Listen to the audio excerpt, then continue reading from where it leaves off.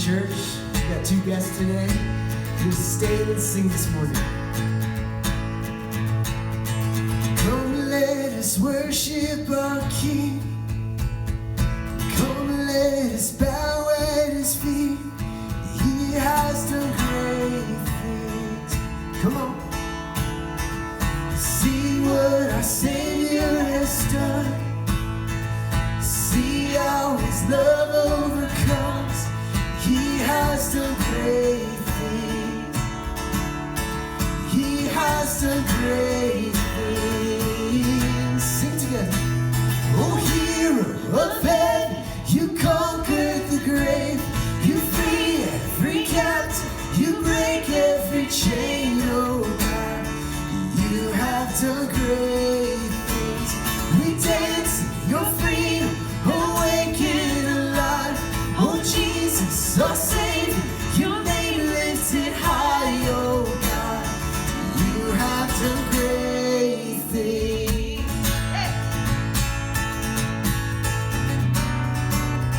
He's been faithful through every storm. Come on. You've been faithful through every storm. You've been faithful forever and more. You have done great things. You will do it again. And I know you will do it again. For your promise is yes and amen. You will do great things. Oh God. God, you do great things. Oh hero, come on. Oh hero of heaven, you conquered the grave. You free every captive. You break every chain, oh God. You have done great things. We dance in your freedom, awaken alive. Oh Jesus, our Savior, your name lifted high, oh God. You have done great things. Hey.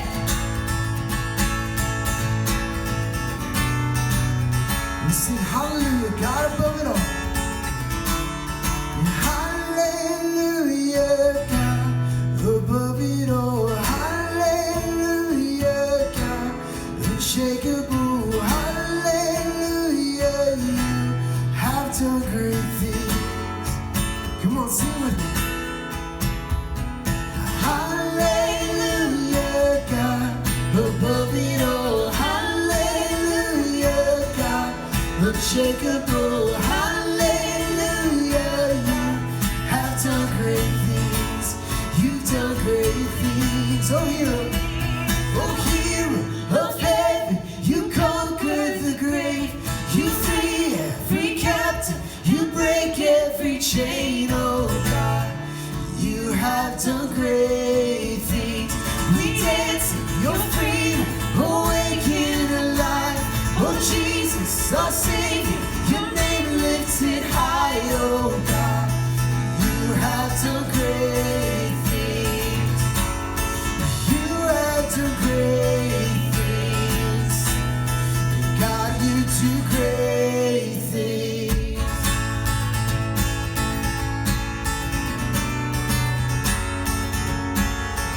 God, you do great things.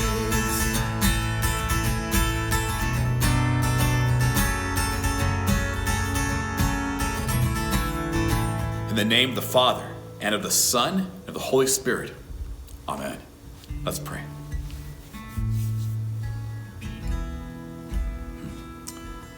Lord God, Heavenly Father, thank you for this day. We thank you for this time to gather in your name and under your authority to worship you, to receive your gifts.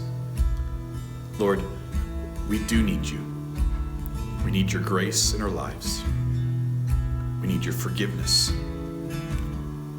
Lord, we fall so far from your perfect standard.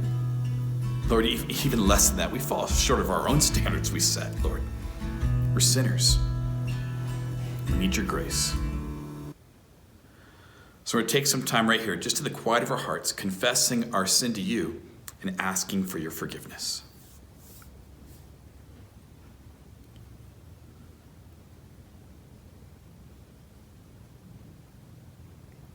In the name of Jesus Christ we pray.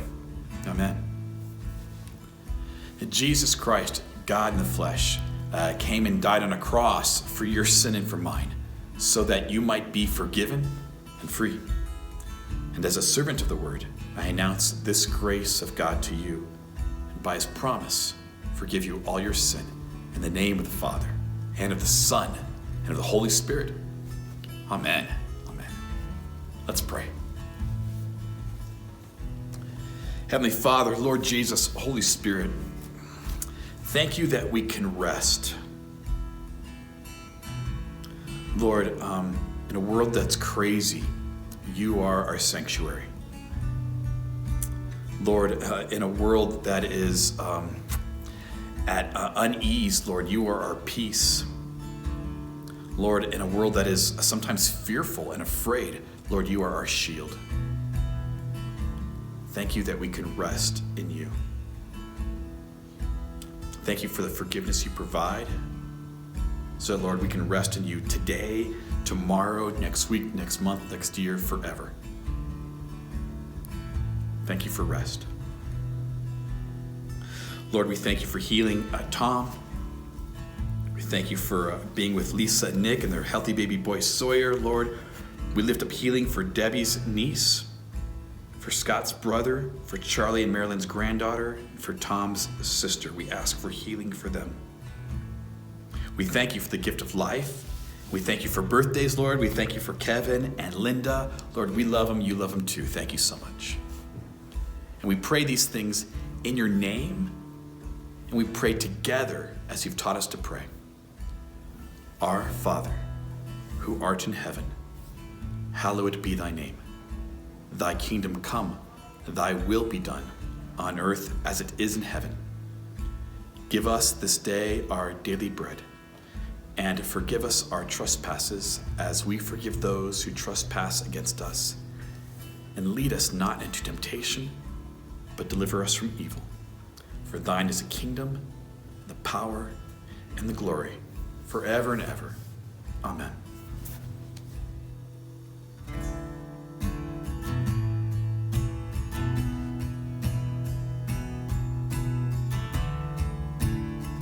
Sing higher than the mountains. And it's higher than the mountains that I face. It is stronger than the power of the grave. It's constant. And it's constant in the trial and the change. One thing remains. One thing remains. And it's higher. And it's higher than the mountains that I face. It's stronger. It is stronger than the power of the grave. He is constant. It is constant in the trial and the change. One thing remains. One thing remains. Your love never fails, it never gives up, it never runs out on me. Your love never fails, it never gives up, it never runs out on me. Your love never fails, it never gives up, it never runs out on me. Your love. We sing on and on as love goes. And on and on and on and on it goes, as it overwhelms and satisfies my soul. And I never ever have to be afraid. This one thing remains. One thing remains. Your love never fails, it never gives up, it never runs out on me. Your love never fails, it never gives up, it never runs out on me. Your love never fails, fails and never gives up. It never runs out on me. Your love. We see in death, in life. I'm confident and covered by the power of your great love. My debt is paid. There's nothing that can separate my heart from your great love. Listen to death, come on. In death, in life, I'm confident and covered by the power of your great love. Our debt is paid. My debt is paid. There's nothing that can separate my heart from your great love. See your love. Your love never fails, it never gives up, it never runs out on me. Your love never fails, it never gives up, it never runs out on me. Your love never fails, it never gives up, it never runs out on me. Your love. We sing this truth together, come on, let it fill our hearts. Your love never fails, it never gives up, it never runs out on me. Your love never fails, it never gives up, it never runs out on me. Your love never fails, it never gives up, it never runs out on me. Your love.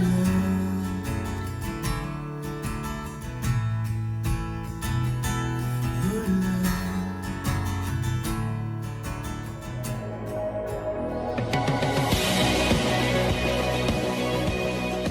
Hi, I'm Jason, the pastor of Gracious Savior Church, where we are dedicated to loving Jesus, each other, and all people.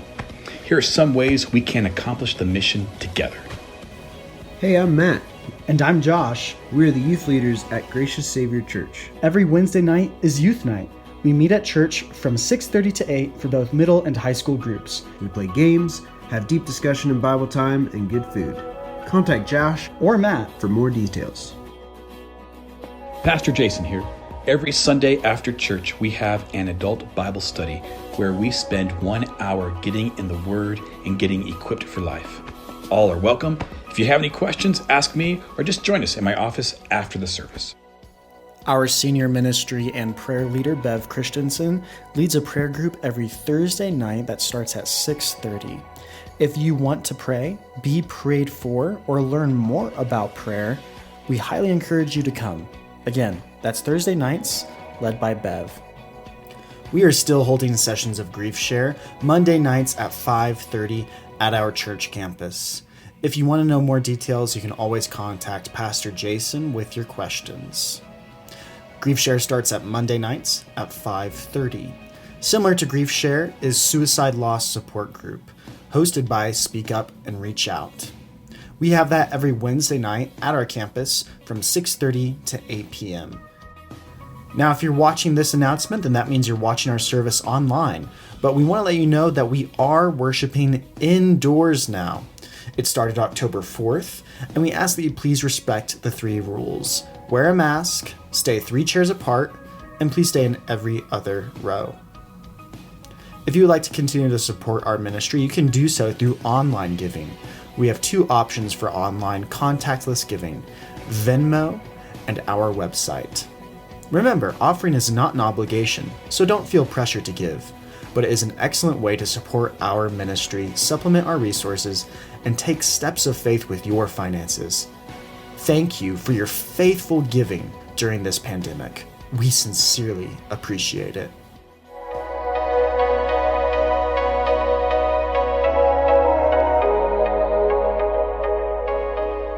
Grace, mercy, and peace to you from God our Father and from our Lord and Savior Jesus Christ. Amen. We are walking through the 10 Commandments today. We are on the 3rd commandment, which says this: remember the Sabbath day by keeping it holy. This is an important commandment. It's an important commandment from God, but probably not for the reasons you think it is. So when we first hear this commandment, we say, oh, it means I should go to church. And that's true. That's absolutely true. But it's so much bigger than that. And God has so much more in store for you through this commandment.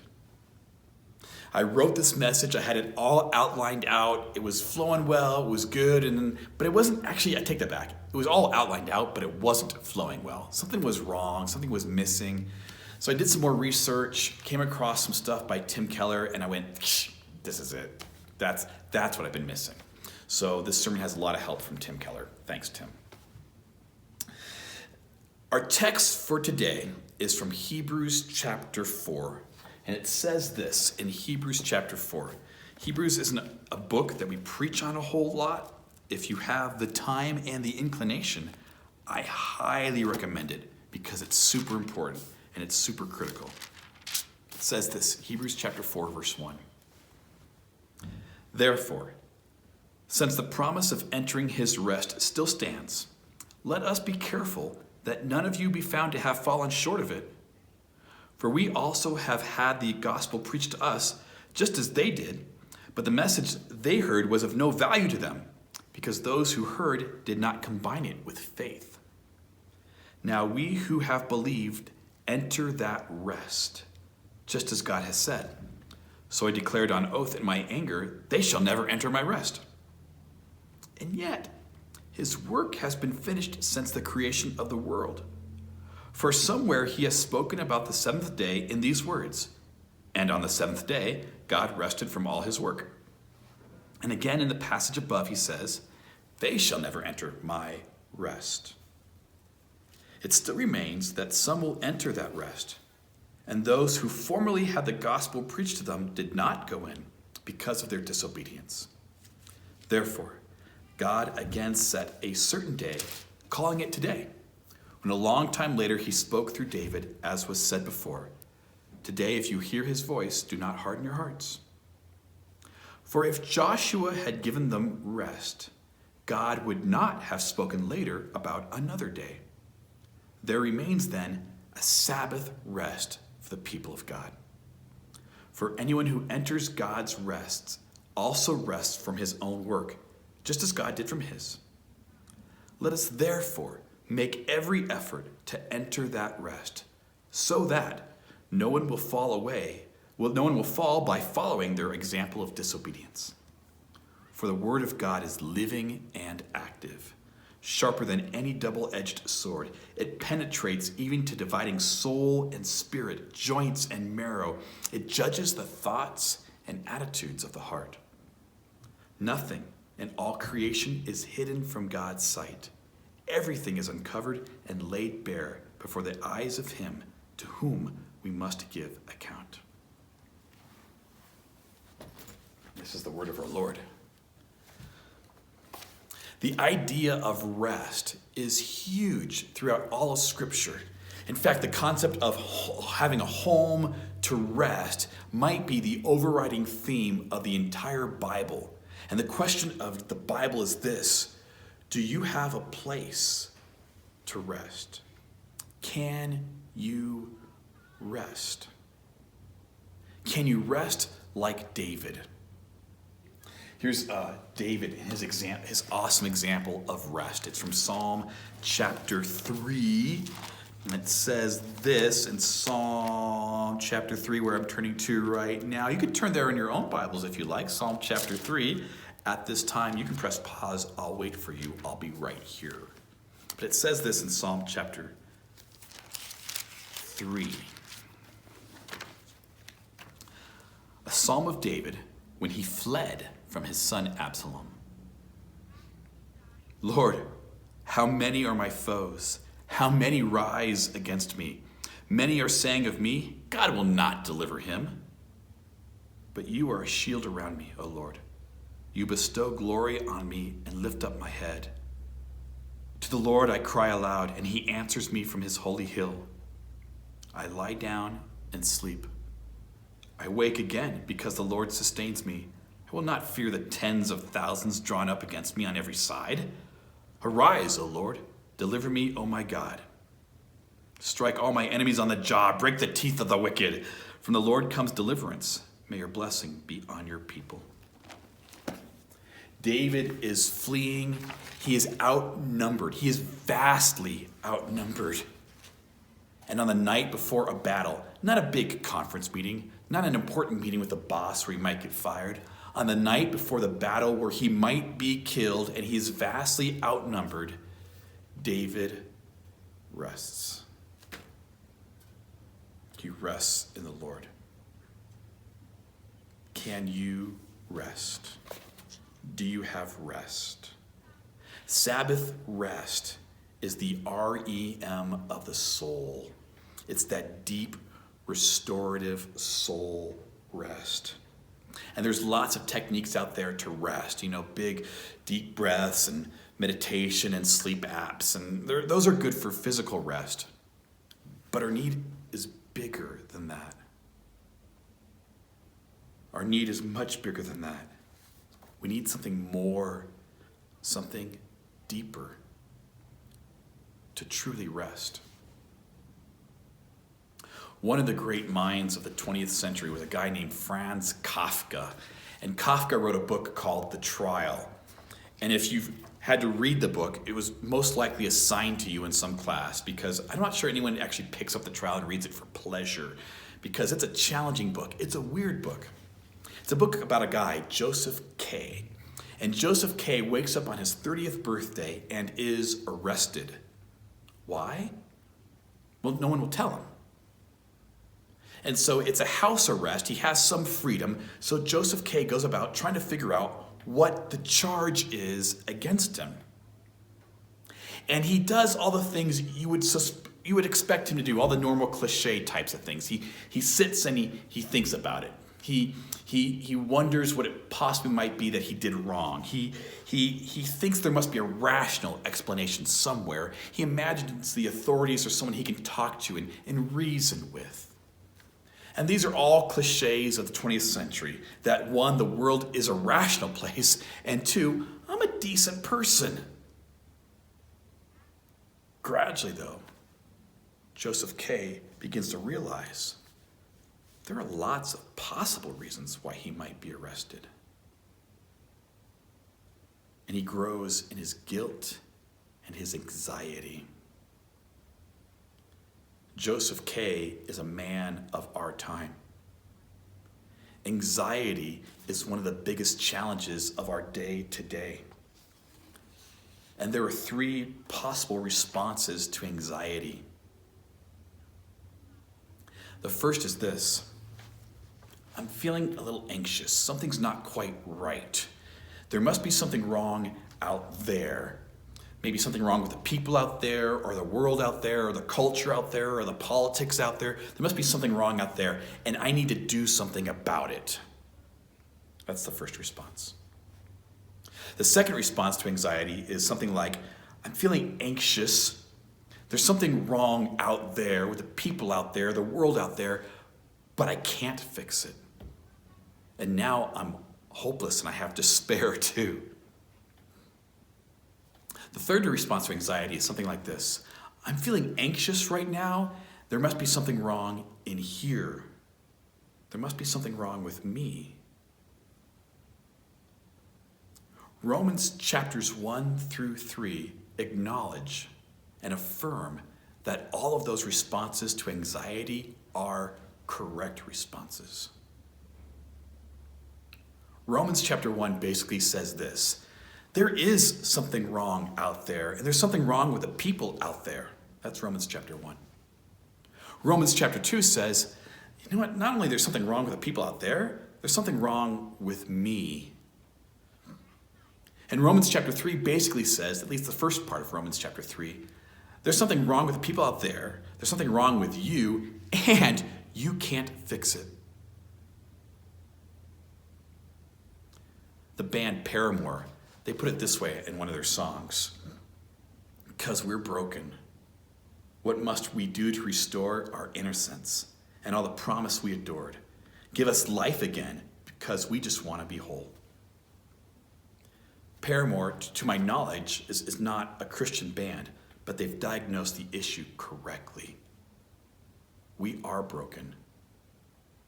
And at first the artist sings, what can I do? What must I do to restore our innocence, my innocence. And then I think she realizes that she can't do it, so she calls out to someone else, who she never says, give us life again, because we just want to be whole. We are broken. God has his perfect standard, which we fall so short from achieving. But it's even worse than that. We can't even measure up to our own standards. We break those time and time again. Don't believe me? Let me give you an example that will prove this. So imagine you were born and there is implanted in you an invisible Alexa that listens to everything you say. Kind of like the Alexa in your home, if you have one. I don't have one because I don't want anything listening to anything I say because I'm afraid of what it might record. But anyway, or your phone. Haha, you have one that listens to everything you say. Never mind. Okay, imagine you have a device like that. But this device does not click on when you say, Alexa. This device clicks on every time you say or even think. It's got some wires up to your brain, right?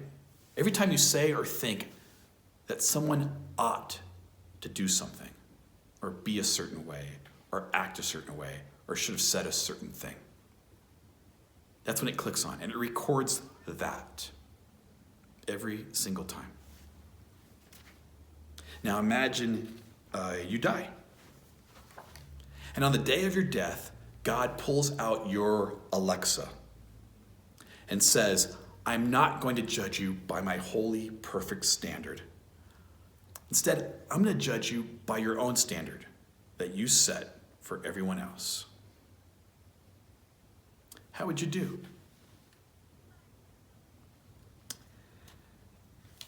No one measures up. No one. We don't measure up to God's perfect, holy standard. And it's worse than that. We don't even measure up to our own standards. We break them over and over again. There's a TV show called The Good Place, and they're wrestling with the dilemma of what's the standard? And even in the show, they acknowledge that we don't follow our own standards, and points get taken off for when you don't match your own standard. One character buys a sweater that was made from a sweatshop somewhere else in the world, and she acknowledges that she has points taken off because she's committed this sin.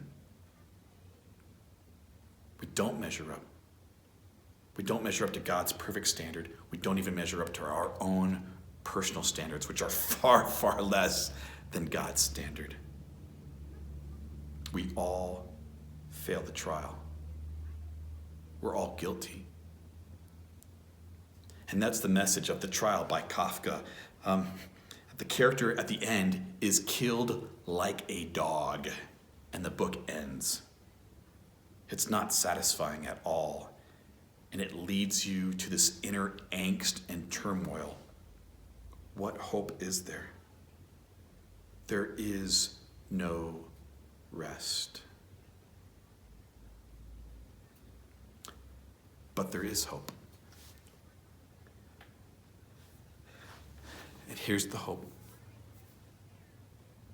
The only place to find rest is in Jesus Christ, as he's made known to us through his word. That's where we can find rest. And that's the purpose behind the third commandment.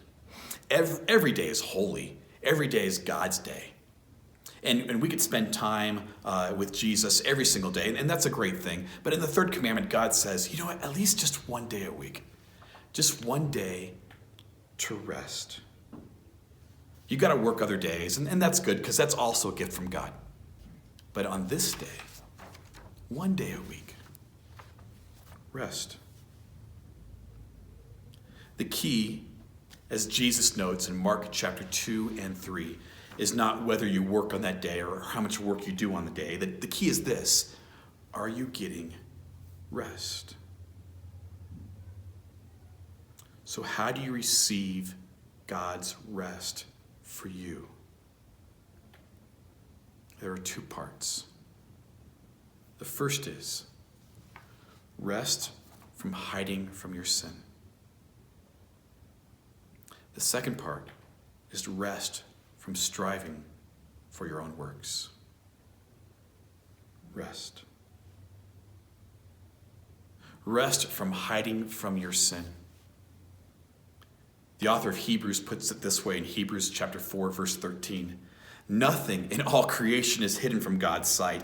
Everything is uncovered and laid bare before the eyes of him to whom we must give an account. There's no peace, there's no rest until we're honest about ourselves, and to our Creator. And if you fail in this, you will earn a PhD.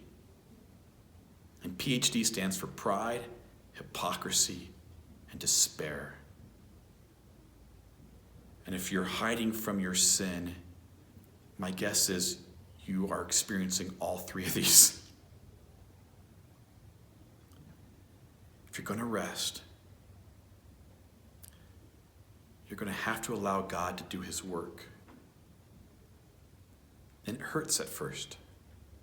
Hebrews chapter 4, verse 12 says this, "For the word of God is alive and active, sharper than any double-edged sword. It penetrates even to dividing soul and spirit, joints and marrow. It judges the thoughts and attitudes of the heart." Allow God to convict you. Allow God to convict you.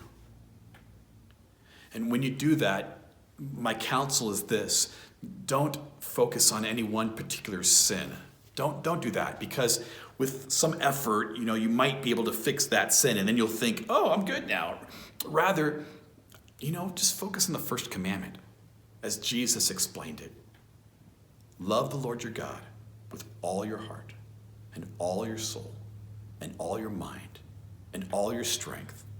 And then for good measure, he adds, and then, love your neighbor as yourself. Do you?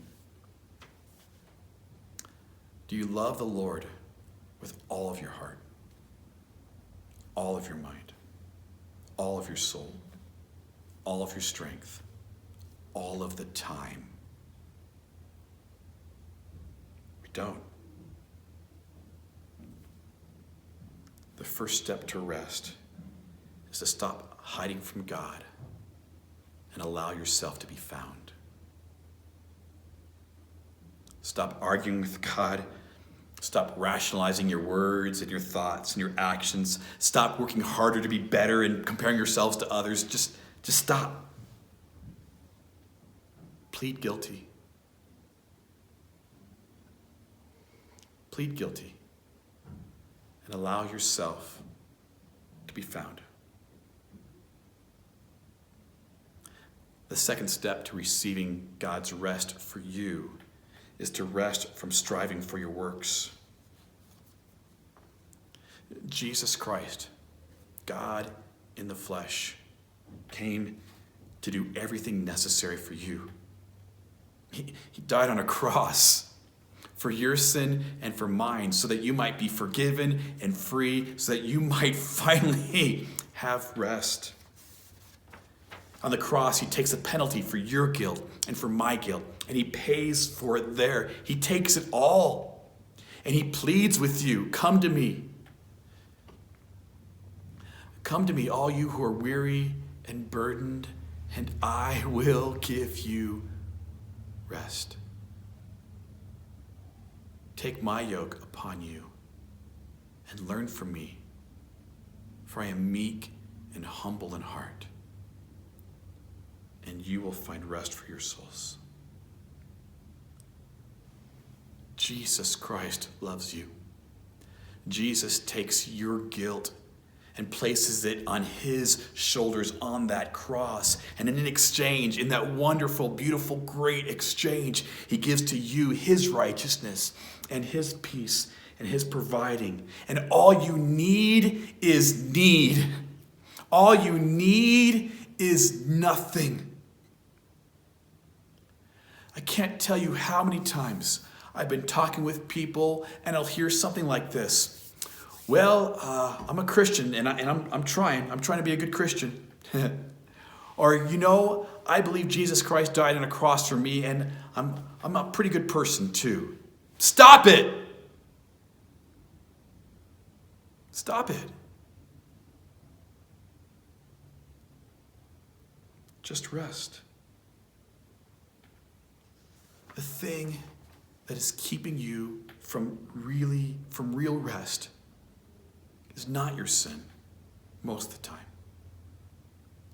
The thing that's keeping you from real rest is your best efforts and what you're really trusting in. Let Jesus take that yoke off of you. It's heavy and it will kill you. Receive his yoke, for it's light. You'll never be able to take your own off by yourself. But Jesus, he can do it for you. And he wants to. Aren't the commandments wonderful? Aren't they incredible? They are an incredible gift from God. Jesus wants to give you everything, life and freedom and joy.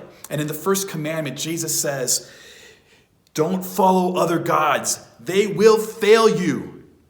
And in return, you will get pride and hypocrisy and despair. Don't go there. In the second commandment, Jesus says, use my name in such a way that you know the beauty and the power and the authority that you walk in, because my name can be placed on you and in you through baptism. In the third commandment, Jesus says, I want to give you rest. Rest from hiding from your sin. Rest from striving in your own works. He wants to give you rest often and to take time to receive that gift of his rest in your life. Daily's great, but just once a week. Just once a week. Will you receive it? Will you receive rest from hiding from your sin? Will you receive rest from trusting in yourself? Come to me, Jesus said. Come to me, all you who are weary and burdened, and I will give you rest. Take my yoke upon you and learn from me, for I am meek and humble in heart, and you will find rest. For my yoke is easy, and my burden is light. Will you receive Jesus' rest? And it's something we receive often because we live in this world, and this world's crazy. It's not a rational place. And life gets hard, and we're tempted day after day to trust in things or people other than Jesus. And often Jesus invites us back. Often he says, come to me, and switch off the yoke again. You picked up your own yoke. Trade it out. Take mine, and you will find rest from your souls. If you'd like to receive that for the first time, or receive it again, please pray with me. Lord Jesus, thank you for your gift of resting in you, for today and every day and eternally. Lord, in some ways it's the easiest of gifts, Lord, because all we need is need, and all we need is nothing. In other ways, Lord, it's the hardest of gifts to receive, because to receive it, we have to confess, Lord, that we can't do it on our own, that there's stuff wrong out there, and there's stuff wrong in me.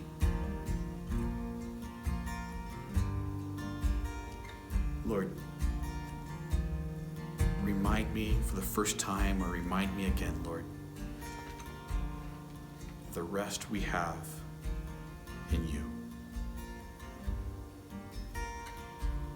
Remind us again that your yoke is easy. Convict us again that our yokes are heavy, Lord.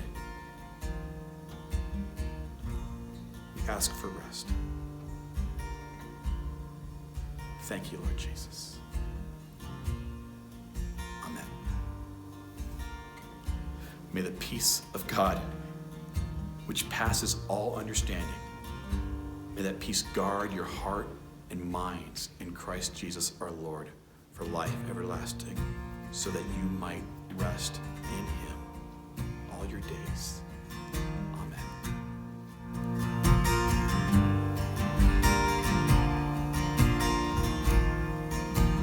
What can wash away my sin? Nothing but the blood of Jesus. And what can make me whole again? Nothing but the blood of Jesus. And oh, precious is the flow that makes me white as snow. No other fount I know, nothing but the blood of Jesus.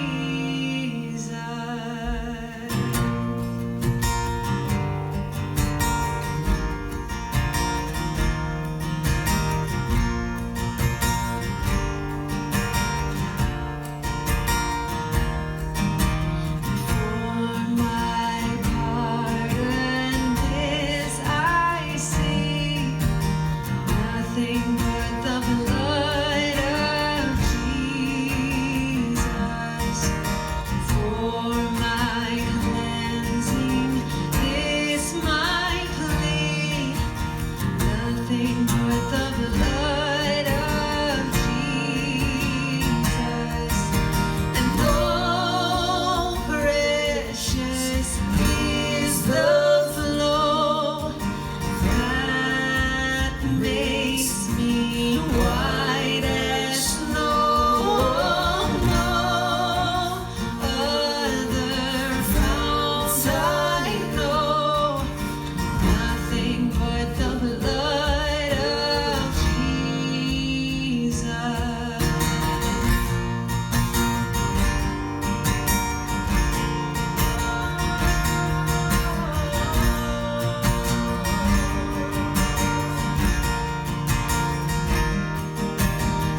This is all my hope and peace, nothing but the blood of Jesus.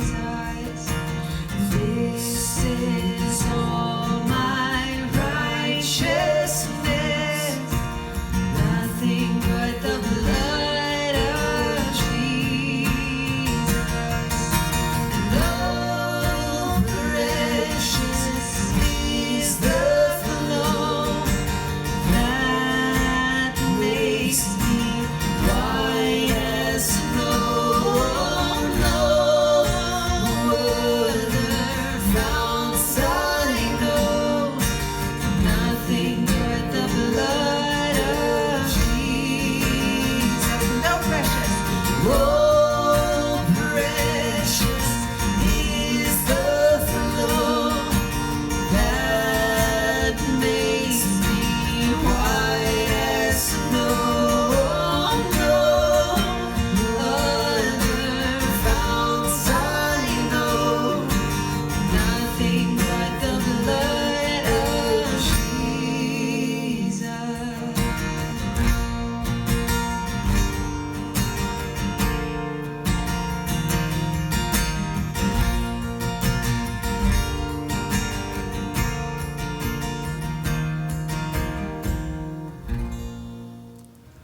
The Lord bless you and keep you. The Lord make his face shine upon you and be gracious to you. The Lord look upon you with favor and give you rest.